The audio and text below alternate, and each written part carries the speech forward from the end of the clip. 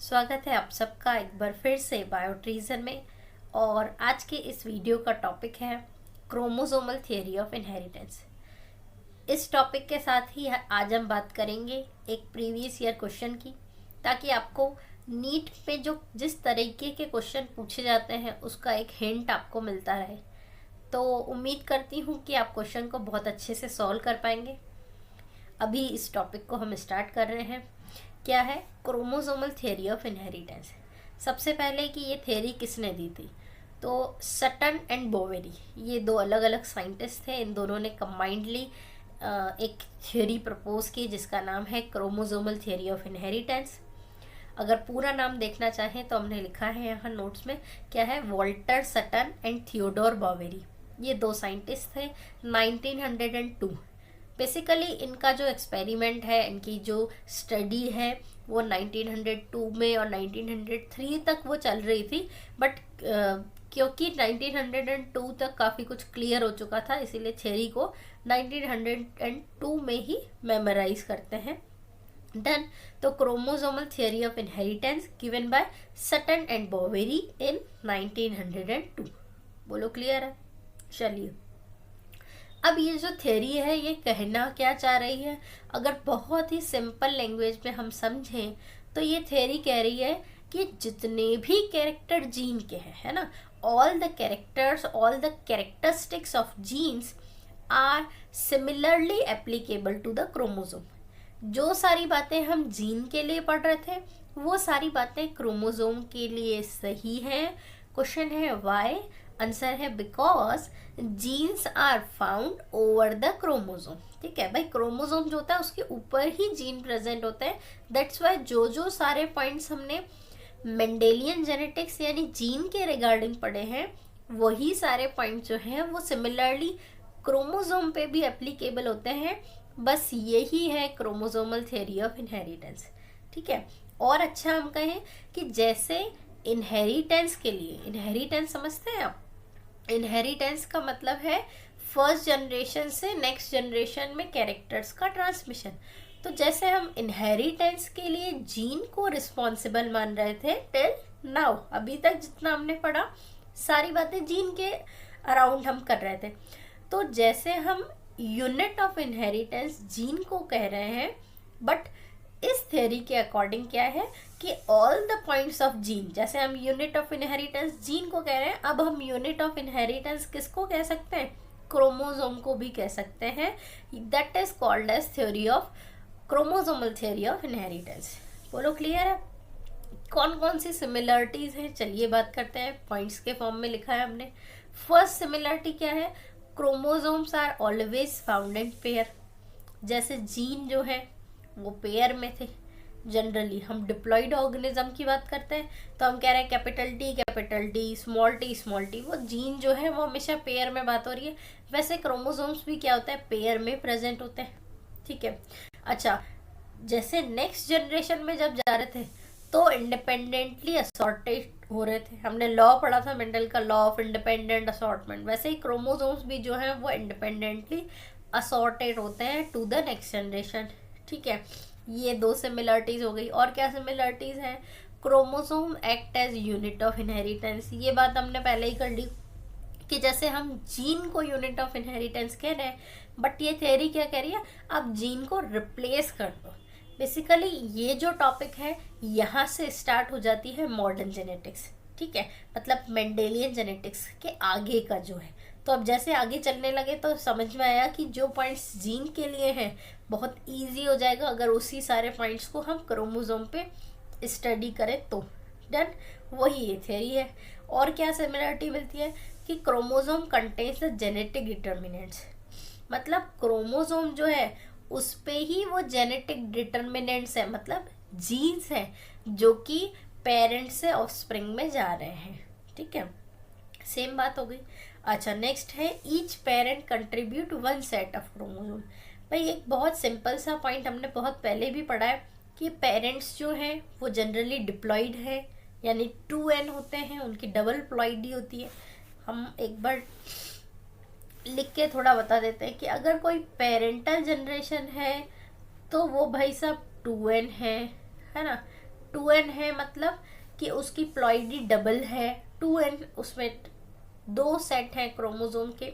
But अगर हम gamete की बात करते हैं तो हम कहते हैं गैमेट्स आर ऑलवेज हैप्लॉइड, मतलब गैमेट है अगर तो वो n होगा।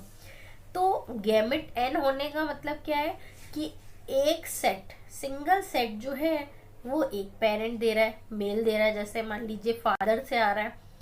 सेकंड जो सेट है वो मदर से आ रहा है, और देन फाइनली वो दोनों फ्यूज हो रहे हैं, तो प्रोजेनी जो है, पेरेंट भी 2n था, प्रोजेनी अगेन कैसी बन जाएगी आपकी 2n। बोलो क्लियर है? यही पॉइंट्स हो गए कि हर पेरेंट जो है वो सिंगल सेट ऑफ क्रोमोसोम जो है वो प्रोजेनी को, ऑफस्प्रिंग को ट्रांसफर कर रहा है। डन, ये हो गया। अच्छा, इस पूरी थियोरी को अगर सिंगल लाइन में एक्सप्लेन करें, वो ये लाइन है, क्या है? This theory state about the relation between Mendelian laws and modern chromosomal pattern of inheritance. मतलब पहले जो पढ़ रहे थे मेंडेलियन लॉज को, जहाँ पे जीन था यूनिट ऑफ इनहेरिटेंस, अब हम पढ़ रहे हैं modern chromosomal pattern of inheritance, जिसमें हम कह रहे हैं क्रोमोसोम जो है वो है यूनिट ऑफ इनहेरिटेंस। तो ये इन दोनों में क्या रिलेशन है, कैसे सिमिलरिटी है, ये सब एक्सप्लेन करता है chromosomal theory of inheritance. Done, ये थ्योरी यहाँ तक पूरी एक्सप्लेन हो गई। यही कुछ पॉइंट्स थे जो ये थ्योरी बताना चाह रही थी, बहुत सिंपल पॉइंट्स थे। अब देखते हैं हम कि क्या हुआ। इसी टॉपिक से थोड़ा बहुत रिलेट करता हुआ एक क्वेश्चन पूछा गया, कब? री AIPMT 2015 में। तो वो क्वेश्चन सॉर्ट आउट करने से पहले उस क्वेश्चन में जो पॉइंट्स पूछे गए थे, जो कुछ नहीं भी पूछे गए थे, एक नहीं पूछा गया था, बट उनको हम एक बार रिकॉल करेंगे। हो सकता है इसमें से ये पांच छोटे छोटे टॉपिक्स हैं जिनमें से कुछ आपको आता भी हो, कुछ नहीं भी आता हो। एक बार रिपीट कर लीजिए, आप उसका रिवीजन कर लेते हैं। डन। और एक बात मैं कहूँ यहीं पे कि जब हमने लास्ट वीडियो अपलोड की थी तब एक बार किसी स्टूडेंट ने क्वेश्चन भी पूछा था, मैम व्हाट इज़ जीन, तो मैंने सोचा जीन को भी इंक्लूड करते हैं, साथ ही साथ ये क्वेश्चन भी यहीं पे डिस्कस हो जाएगा। डन। बात करते हैं सबसे पहले कि जीन है क्या। ठीक है, अब मेंडल के हिसाब से बात करते हैं, it is the basic unit of inheritance, ये तो हमें पता ही है। नया क्या हमने पढ़ा? Genes are the segments of DNA, यानी जो DNA है उसके अगर सेगमेंट कर दें वो है जीन। डन, न्यू डेफिनेशन है। फिर बात करते हैं ये जीनोम क्या होता है? सिंगल सेट ऑफ क्रोमोसोम, या फिर इसको आप बोल सकते हैं हैप्लॉइड सेट ऑफ क्रोमोसोम, यानी N जब हम लिख रहे हैं भाई साहब वही है जीनोम। एक सिंगल सेट की जब हम बात कर रहे हैं वो उसका जीनोम है ऑर्गेनिज्म का। डन। क्रोमोसोम क्या है? ये है कंडेंस्ड फॉर्म ऑफ DNA, है ना। होता क्या है, देखो DNA ऐसे ऐसे ऐसे ऐसे ये इस तरीके से न्यूक्लियस के अंदर पड़ा हुआ है, बट जब सेल डिवाइड करती है तो ऐसा DNA काम का नहीं है। तो डिवीजन के टाइम पे ये जो DNA है वो कन्वर्ट हो जाता है किसमें? इस टाइप से स्ट्रक्चर वाले क्रोमोसोम में। ठीक है, तो क्रोमोसोम बेसिकली है क्या? कंडेंस्ड फॉर्म ऑफ DNA है। डन। DNA की बात करें, स्ट्रक्चर बहुत सिंपल, पढ़ी होगी आपने, नहीं पढ़ी तो अभी सिर्फ इतना याद करें कि it is the polymer of nucleotide. आप बोल सकते हैं DNA is poly nucleotide molecule. ठीक है, पॉलीमर होता है न्यूक्लियोटाइड का। अगला क्वेश्चन फटाफट से, ये न्यूक्लियोटाइड फिर क्या है? न्यूक्लियोटाइड, टाइड में 3 आता है, तो देयर आर 3 थिंग्स, 3 चीज़ों को कंबाइन करके 3 डिफरेंट सब्सटेंसेस या स्पेसिफिक ग्रुप्स को कंबाइन करके न्यूक्लियोटाइड का फॉर्मेशन हो रहा है। कौन कौन है वो तीनों? एक है नाइट्रोजनस बेस, सिंपली आप बेस कह सकते हैं। नेक्स्ट है pentose sugar which means 5 carbon की शुगर, यानी base plus sugar, and last one is phosphate group. तीनों को कंबाइन कीजिए, ये बन गया न्यूक्लियोटाइड। बोलो क्लियर है?